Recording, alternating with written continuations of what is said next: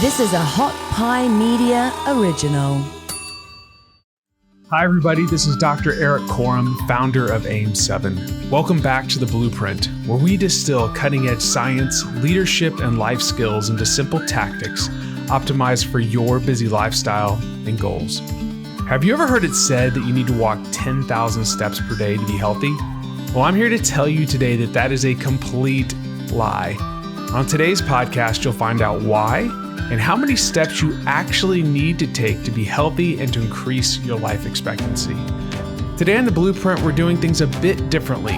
Instead of me engaging in a discussion with an expert in the field, I'm going to be breaking down a topic and giving you some simple tips that you can implement today in your life that will be an immediate value add. I haven't come up with a name for these mini-sodes yet, so if you have a great name, DM me on Instagram or leave me a comment right here in the Apple Podcast app, as this would serve multiple purposes in helping us name these episodes, and reviews and comments are the number one thing you can do to help us grow our show. Now, on to today's discussion. You know, I've always been curious as to why we need to walk 10,000 steps a day. There's these fitness trackers that, make you close your rings. You hear about it, people, doing crazy things at night, like running their arms so that they can just close those rings. And I've always wondered, as a scientist, is there any validity to that? So I started doing some research about a year ago, and I found a commentary in an article on Harvard Health Publishing, which is a website for Harvard's medical school. And what I found was very interesting. Dr. I-Min Lee, a professor in the Department of Epidemiology at Harvard's T.H. Chan School of Public Health, commented that 10,000 steps is not a magical number for fitness, and she backed it up with research. And as you can imagine, this got my attention.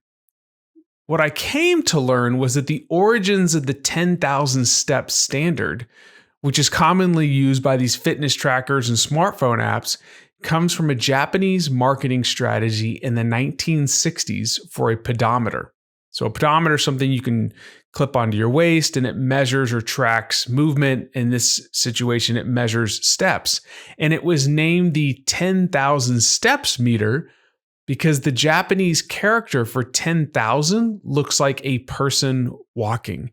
So people have been trying to walk 10,000 steps a day, not because of some great research that demonstrates that walking 10,000 steps a day is going to make you healthy or live longer, but because of a marketing campaign from the 60s, which should kind of like illuminate you to the fact that there's so many things that we do that are influenced by marketing and aren't influenced by science. So as a scientist, I wanted to know what the literature says. Like, what have researchers found?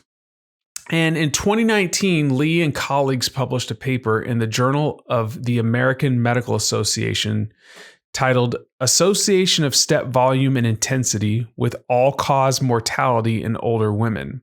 So all-cause mortality is like death, like all factors leading to dying. This was a cohort study of about 16,741 women with a mean age of 72 years between 2011 and 2015. All of the participants wore tracking devices during waking hours to measure movement and steps. And here's what they found. Women who averaged approximately 4,400 steps a day had a significantly lower mortality rate compared with less active women who only took 2,700 steps a day. As more steps were accrued, mortality rates progressively decreased before leveling off at 7,500 steps per day.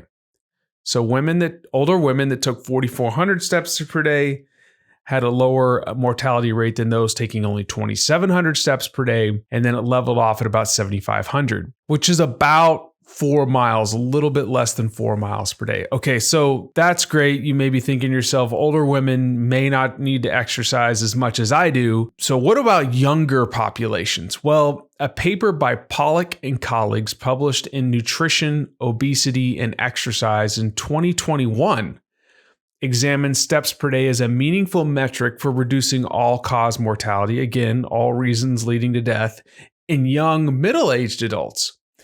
This paper was called Steps Per Day and All-Cause Mortality in Middle-Aged Adults in the Coronary Artery Risk Development in Young Adults Study. So it was basically a study within a study. They looked at about 2,100 participants aged 38 to 50. They all wore an accelerometer between the years of 2005 and 2006. The authors classified steps as low, being less than 7,000, moderate, which was 7,000 to 9,999, and high, which was greater than 10,000. And they also looked at the intensity of stepping, or how fast people were walking, to see if there's any relationship to that and all-cause mortality. The key findings were this. This cohort study found that among Black and white men and women in middle adulthood, participants who took approximately 7,000 steps per day or more, so 7,000 steps per day or more, experienced lower mortality risk compared with participants taking fewer than 7,000 steps per day. There was no association of step intensity with mortality, which means it didn't matter how fast you walked, as long as you walked.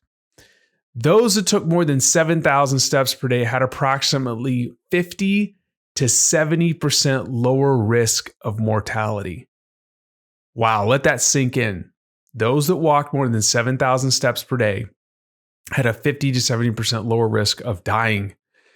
Taking more than 10,000 steps was not associated with further reduction in mortality risk. Okay, that's kind of the first blow to this whole 10,000 steps thing. Another study in the Journal of the American Medical Association by St. Maurice and colleagues, titled Association of Daily Step Count and Step Intensity with Mortality Among U.S. Adults, found similar results to the one I just discussed. They examined about 5,000 people, which were U.S. adults, who were at least 40 years old with a mean age of 56. They also used an accelerometer to track steps in different intervals from 2003 to 2006, and then they followed up in 2015 to ascertain mortality.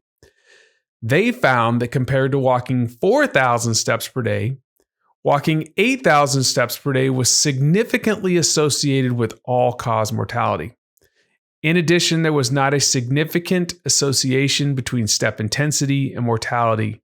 Same result. So, compared to walking 4,000 steps, those that walked 8,000 steps had a significant reduction in dying, and it didn't matter how fast they walked. They just had to get out and moving. These authors did find, though, that your risk of dying decreased even further after accruing 12,000 steps a day, but the most significant drop-off was at 8,000 steps. So here's what we can take away from all of this. 10,000 steps is a fabricated number. There's no scientific literature that demonstrates that this is the number you need to hit. The literature is pointing to 7,000 to 8,000 steps being the range where risk of all-cause mortality decreases. And it doesn't matter how fast you walk, just getting up and moving around is the key. There is evidence that points to even more steps may be beneficial, which makes total sense. Look, I don't want to get people not to move or to not walk 10,000 or not to do more walking, like to walk 5 miles a day or 6 miles a day. But the key is you shouldn't feel like you have to hit 10,000. So here's my hope for you. Number one, you learn to be a little bit more critical about the norms and standards for health. Like what the media says you need to have a critical eye about. Make sure you examine these things with real scientific literature and look for multiple papers that are pointing to the same thing. Number two, you need to be getting out and moving on a daily basis, walking at least 4 miles a day or roughly 7,000 to 8,000 steps. And you don't need to feel like you're held hostage to closing your rings on your wearable device if those rings are associated with 10K steps. If you found today's podcast to be valuable, if you like this subject matter, if you like what we're doing with these little mini episodes, please smash the subscribe button on whichever platform you are listening on, and please leave us a review in Apple Podcasts. We'd love to get your feedback on these mini episodes. So feel free to reach out to me by email at eric@erikkorem.com or just DM me on Instagram. I'd love to know why you love our podcast, what you find valuable, and what we can do to make it better. Thanks again for listening, and I'll catch you on the next episode.